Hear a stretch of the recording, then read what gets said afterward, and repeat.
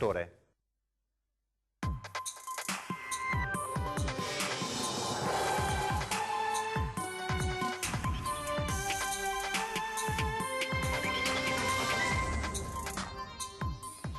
Investita poco dopo la mezzanotte sulle strisce pedonali in via Vespucci a Mestre, è morta così una studentessa di Ca' Foscari, a travolgerla un 46enne di Noale. Lutto nel Bellunese per la morte a San Pietro di Cadore della piccola di 10 anni. Sul corpo di Giulia De Bernardini è stata disposta l'autopsia. L'imam residente a Padova è stato espulso con decreto del Viminale, inneggiava al califfato di al-Baghdadi, anche la moglie lo aveva denunciato per maltrattamenti. Il governatore del Veneto annuncia il progetto per la rivoluzione di CAV con la diminuzione dei pedaggi. Il 10 gennaio la presentazione al ministro per le infrastrutture. Violenza nei bus a Padova, ancora un episodio avvenuto l'ultimo giorno del 2019. I sindacati chiedono che i controllori vengano dotati di bodycam. Paura venerdì in laguna a Saccafisola, vigili del fuoco e sommozzatori hanno soccorso 5 ragazzi tra i 15 e i 22 anni a bordo di un barchino che erano caduti in acqua. Ecco un documento davvero eccezionale, un branco di lupi ripreso a pochi metri dal rifugio Valmaron, a pochi passi da Enego e Marcesina. Buonasera, ben ritrovati in diretta, edizione regionale dei telegiornali di Antenna 3. Allora, partiamo purtroppo dall'ennesima vittima della strada, col tragico incidente che si è verificato la notte scorsa a Mestre. Una ragazza di 29 anni è stata investita e uccisa mentre attraversava la strada. È stata investita poco dopo la mezzanotte mentre attraversava la strada in via Vespucci a Mestre, all'altezza dell'incrocio con via Cattaneo, davanti alla scuola, dove c'è un attraversamento pedonale con semaforo a chiamata. Pegan Addafi, italiana, di origini iraniane, studente a Ca' Foscari, ha perso la vita così. A travolgerla con l'auto, facendola sbalzare parecchi metri più avanti, è stato un 46enne di Noale che stava procedendo dal centro di Mestre in direzione San Giuliano. Le ambulanze del 118 sono intervenute subito dopo la richiesta dei soccorsi, ma ogni tentativo di salvarla è stato vano. Sul posto anche le pattuglie della polizia locale che si sono messe al lavoro per ricostruire la dinamica dell'incidente, accertare eventuali responsabilità e regolare il traffico.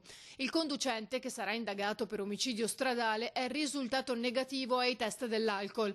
Avrebbe poi dichiarato di essere passato col verde, ma si attendono le opportune verifiche. La polizia locale dovrà anche chiarire se la ragazza abbia o meno premuto il pulsante per chiamare l'attraversamento pedonale. Il PM ha disposto l'autopsia sul corpo, mentre il padre, che gestisce un ristorante a Senigallia dove la ragazza aveva la residenza, è partito immediatamente per raggiungere Venezia.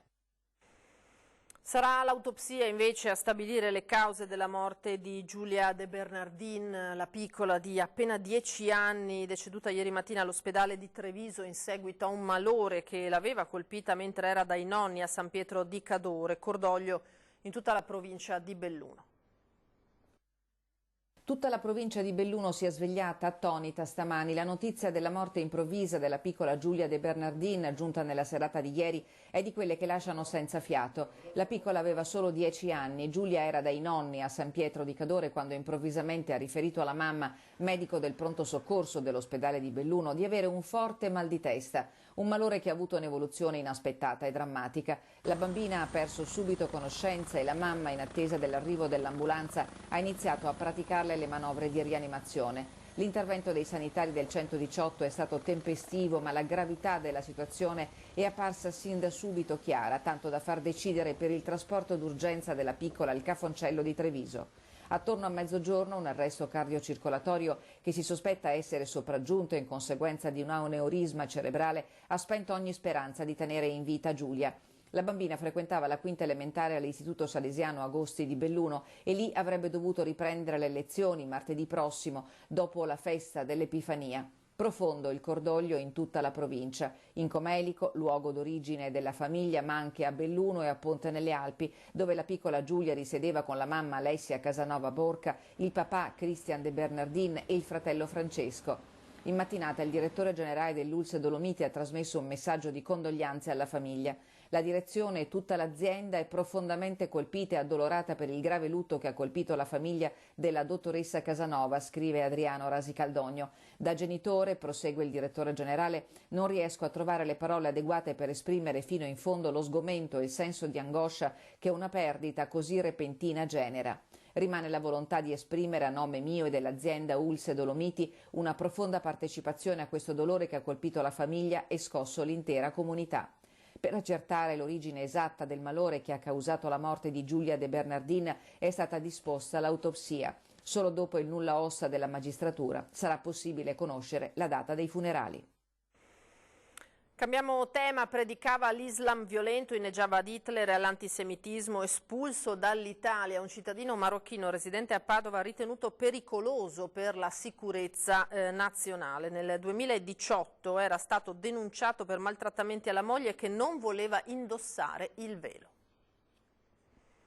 Se qualcuno accetta o scambia messaggi di auguri di Natale o Capodanno dovrà affrontare l'ira di Allah. La religione islamica è superiore rispetto a quella cristiana. Hitler veniva esaltato per la sua azione contro gli ebrei. Sono solo alcuni dei messaggi e dei temi che un 40enne marocchino residente a Padova in zona Stanga diffondeva nel web. L'uomo meccanico arrivato in Italia nel 2006 è stato espulso con decreto del ministro dell'Interno Luciana Lamorgese per motivi di sicurezza dello Stato. Lo straniero era monitorato da tempo dalla Digos di Padova per aver espresso più volte apprezzamenti in favore del califfato di al-Baghdadi e sostegno ai jihadisti che combattevano in Siria. Sui social network aveva condiviso video di propaganda jihadista, ma a far rabbrividire la pubblicazione, sempre in alcuni siti web, di un messaggio particolarmente violento. Quando takfir, ovvero l'apostasia, ha valenza su pensiero, le moschee si trasformano da luogo di preghiera a luoghi di esplosione. Un messaggio che ha fatto scattare l'espulsione. Il marocchino frequentava la moschea Al-Hikma di Via Turazza a Padova. Le indagini hanno mostrato una propensione alla dottrina dell'Islam radicale, mettendo in pratica anche veri e propri lavaggi del cervello, come nei confronti di una giovane residente in Lombardia, che in passato aveva tentato di indottrinare sotto la minaccia di esorcismi, invocando l'influenza di Satan. Dunque un soggetto pericoloso che nel 2018 era anche stato denunciato per maltrattamenti nei confronti della moglie marocchina che picchiava perché si rifiutava di indossare il niqab. L'islamico è stato rimpatriato dalla frontiera aerea di Bologna per Casablanca. Si tratta del primo allontanamento nel 2020 di un soggetto ritenuto pericoloso per la sicurezza dello Stato. Salgono a 462 gli allontanamenti dal 2015 ad oggi. E un grazie alle forze dell'ordine, al ministro, al questore di Padova e alla Digos è arrivato dal sindaco della città del Santo, Sergio Giordani. La nostra città, dice, investe molto in integrazione e solidarietà, ma non va lasciato alcuno spazio alle posizioni estremistiche che possono mettere a rischio le nostre comunità. Queste le parole del primo cittadino di Padova. Cambiamo pagina e parliamo di pedaggi, aumento dei pedaggi dopo le proteste dei giorni scorsi, in particolare per gli importi della tratta autostradale Padova Est Marghera arriva un importante annuncio da parte del presidente del Veneto, Zaia. Il 10 gennaio presenteremo al Ministro delle Infrastrutture De Micheli il progetto che prevede la trasformazione radicale della CAV in CAV 2.0 attraverso la liberalizzazione di 1 miliardo di investimenti senza più pesare sulle casse dello Stato e una completa autonomia della concessionaria. E quel che più conta per i veneti, l'abolizione o una drastica diminuzione dei pedaggi per tutte le tratte origine e destinazione all'interno del perimetro. Dopo le proteste insorte nei giorni scorsi per l'aumento del pedaggio autostradale da 2,80 euro a 3 euro nel tratto Padova Est Marghera, il presidente Zaia annuncia la rivoluzione di CAV. Tanto per chiarire, spiega, chi percorrerà quel tratto o non pagherà nulla o pagherà un pedaggio ridottissimo unicamente legato ai costi di gestione. Il progetto non nasce oggi, continua Zaia, ma ci stiamo lavorando da oltre un anno. Nonostante queste dichiarazioni, però, le perplessità del comune di Dolo, colpito dall'aumento insieme agli altri della Riviera, continuano. Zaia annuncia la nascita il 10 gennaio di CAV 2.0, una super autostrada pressoché liberalizzata, nella quale non si pagheranno le tariffe o si pagheranno ridottissime. Allora non si capisce perché dal 1 gennaio ha fatto scattare gli aumenti dei pedaggi, se il 10 i pedaggi poi non si pagheranno più. La questione non c'è assolutamente chiara e non ci può far dormire sonni tranquilli. Zaia però specifica. Non si tratta di una reazione alle notizie di giornata, tanto è vero che il piano era stato inserito nella manovra 2020 attraverso 2 emendamenti che il Parlamento ha ritenuto però di bocciare. Reitereremo il progetto al Ministro. CAV ha già liberalizzato alcune tratte, dice Zaia, come la tangenziale di Mestre e la bretella per l'aeroporto, e come ci ha autorizzato recentemente il Ministero, renderemo permanente per un altro anno ancora l'agevolazione tariffaria fra le stazioni Mirano Dolo e Padova Est. Ma a noi non basta, conclude. Vogliamo un'armonizzazione totale in questa direzione per tutti i veneti residenti in zona. Ce lo possiamo permettere. Continua intanto la fuga di Mohamed, il marito di Samira El Attar, la donna scomparsa a ottobre da Stanghella. Ha telefonato a un parente da Barcellona. Intanto proprio ai familiari della donna è arrivato un avviso di sfratto.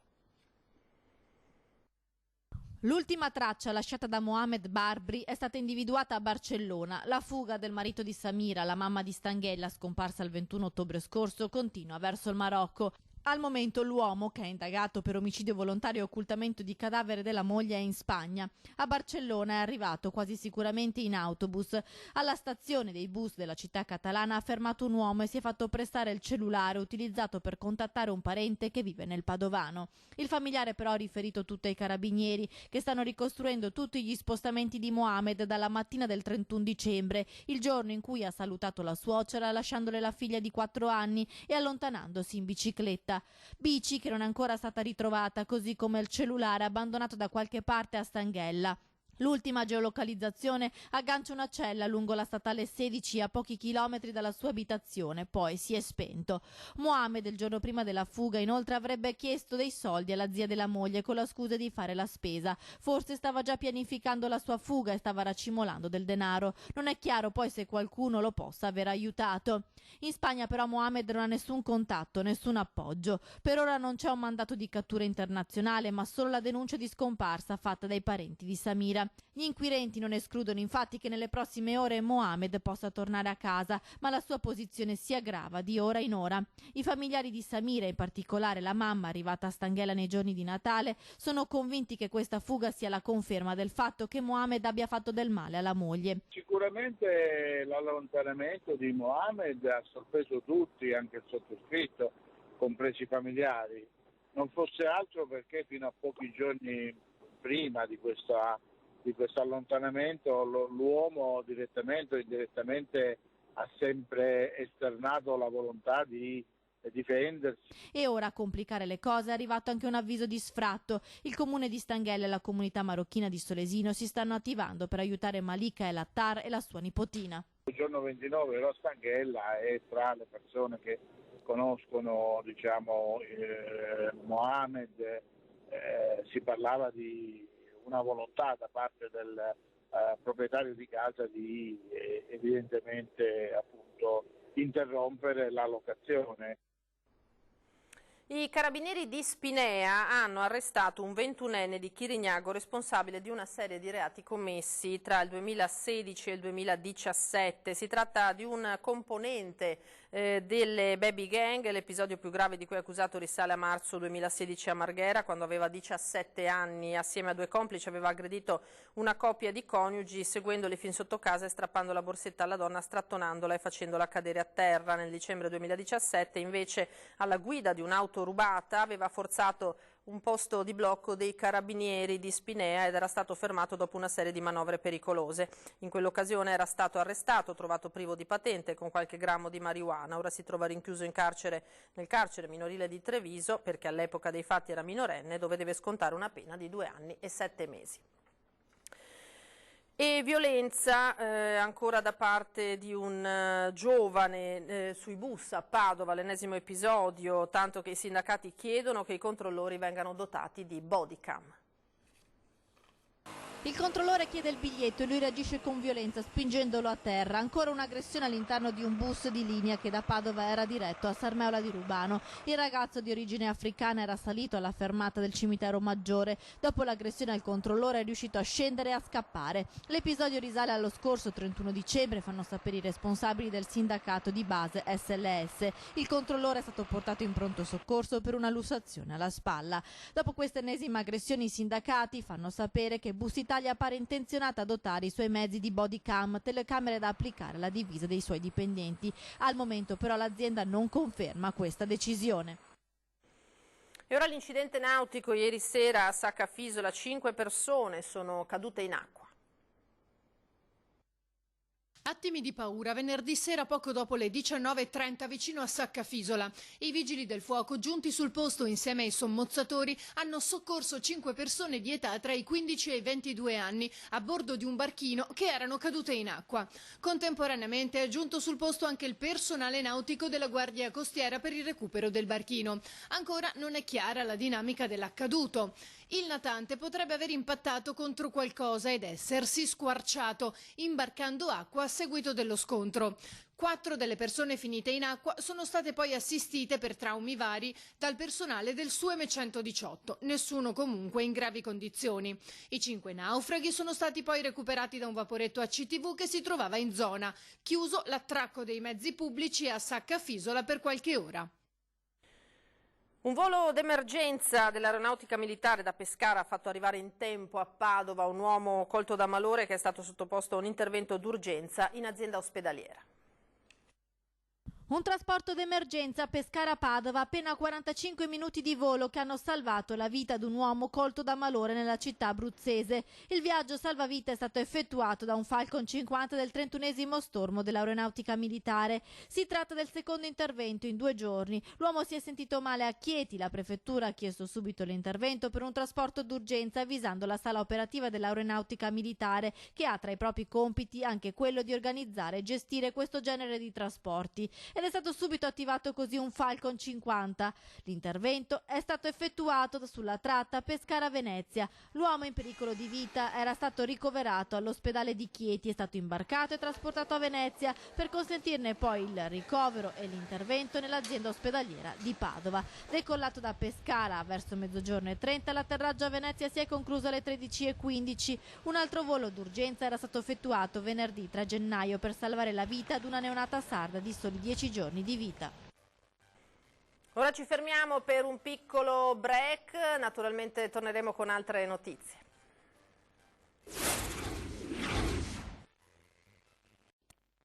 Di nuovo in diretta, edizione regionale dei telegiornali di Antenna 3, andiamo nel Bassanese perché l'azienda sanitaria annuncia una maggiore disponibilità di ambulanze per i trasporti programmati.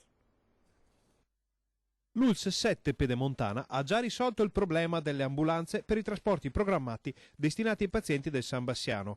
Dalla settimana prossima ci sarà una maggiore disponibilità di mezzi per ovviare alle molte richieste da parte della popolazione e di chi, per recarsi in ospedale, deve utilizzare un mezzo attrezzato. La situazione si è resa necessaria a causa della maggior frequentazione del nosocomio bassanese durante questo periodo di festività, che ha comportato per un anziano qualche ora di permanenza in reparto dopo una dialisi. L'azienda sanitaria spiega cos'è accaduto. Ieri è stata una giornata particolarmente critica per quanto riguarda i trasferimenti secondari.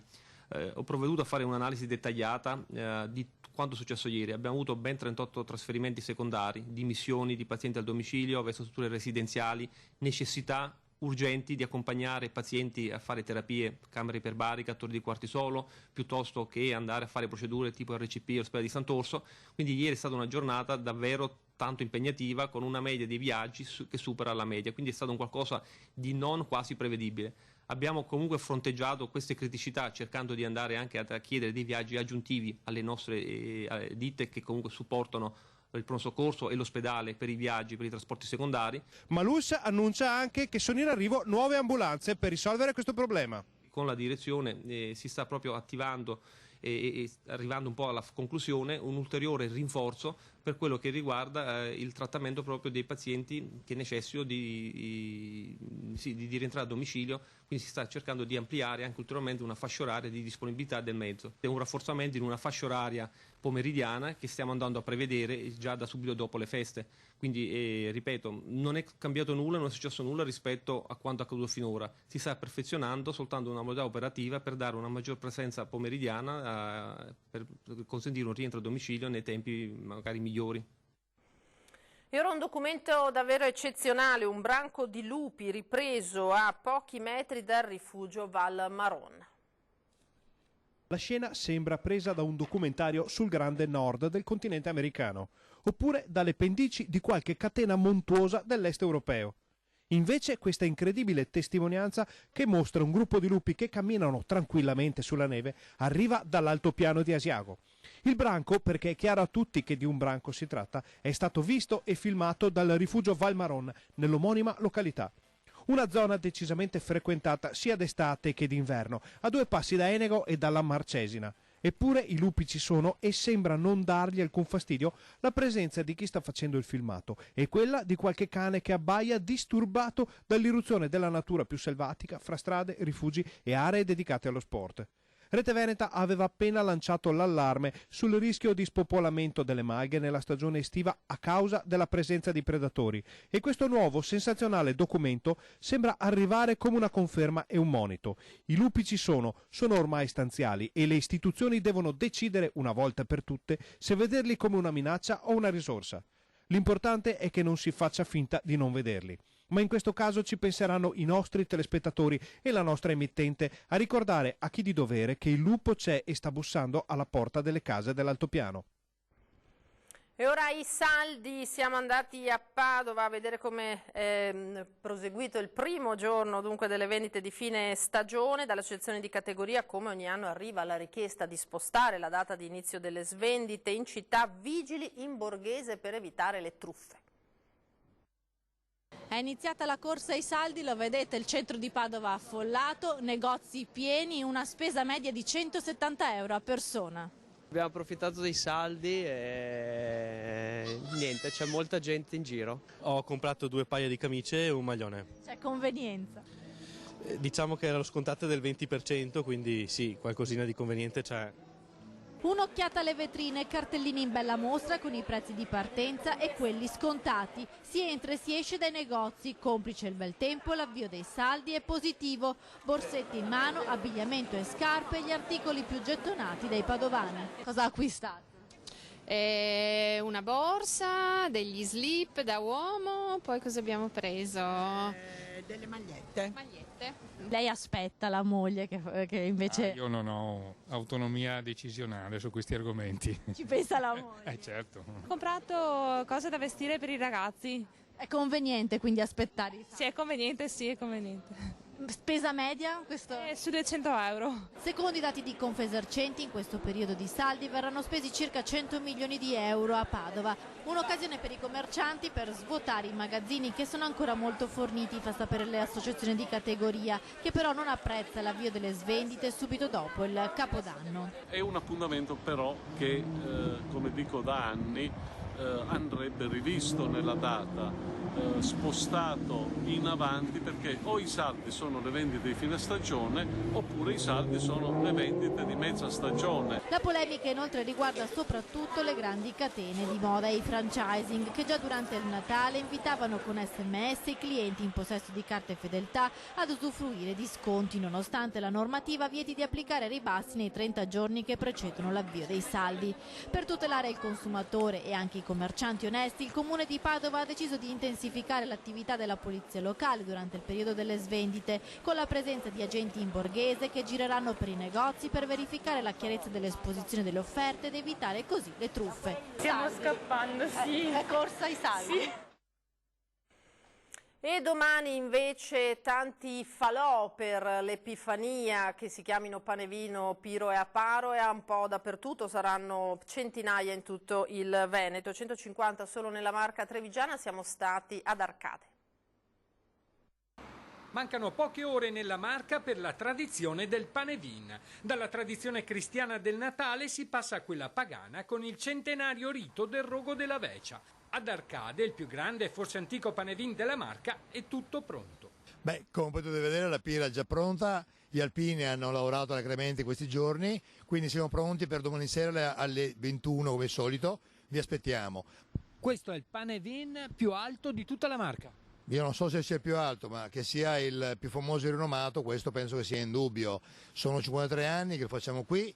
Un occhio di riguardo anche quest'anno è rivolto alla sicurezza, visto che sono attese quasi 7.000 persone. Beh, abbiamo pensato a tutto, chiaramente noi i parcheggi sono vigilati, poi abbiamo circa 12 uomini, forze dell'ordine sono tutti armati, che vigileranno gli ingressi. Anche quest'anno un ospite d'eccezione è il Presidente della Regione Luca Zaia. Beh, ormai è una figura ovviamente immancabile, sono più di 20 anni che viene qui, quindi lo aspettiamo a braccia aperte. Parliamo delle polemiche dell'ambiente, dell'inquinamento che suscitano ogni volta questi falò. Ma perché l'inquinamento salta fuori solo il 5 di gennaio? Perché durante l'anno gli ambientalisti non fanno delle lotte e combattono perché le emissioni vengono comunque ridotte anche rispetto a quelli che sono gli impianti di riscaldamento, quelli casalinghi ma anche quelli industriali? Che ci possa essere un picco diciamo di PM10 quelle sere? Sì, sicuramente ci sarà. Io non metto in discussione i rilevamenti che vengono fatti ovviamente a cura dell'ARP o degli enti specializzati, però voglio anche sottolineare che qui ad Arcade io ho emesso un'ordinanza ancora in dicembre che vieta, è fatto divieto assoluto ai cittadini arcadesi di accendere pire all'interno del comune, salvo quelle che vedete comunque qui alle mie spalle. Ora in chiusura i vostri presepi, restiamo nella Marca trevigiana, di seguito le previsioni del tempo per domani. Grazie per averci seguito e una buona serata, arrivederci.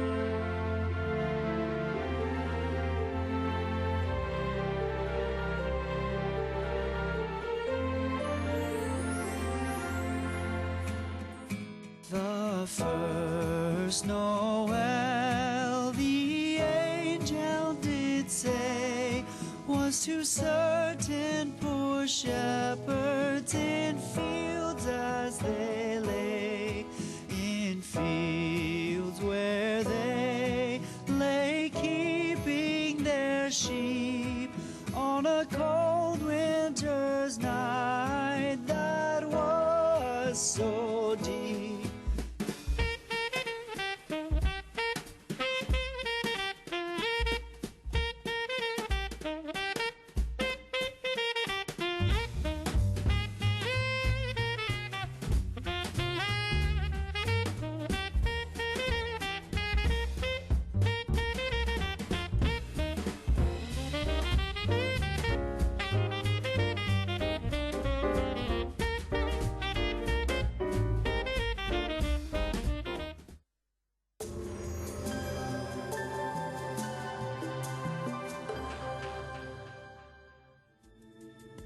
Bentrovati al meteo. Domenica 5 gennaio sarà caratterizzata da un tempo stabile. L'anticiclone continua dunque a rimanere ben saldo sul nostro territorio.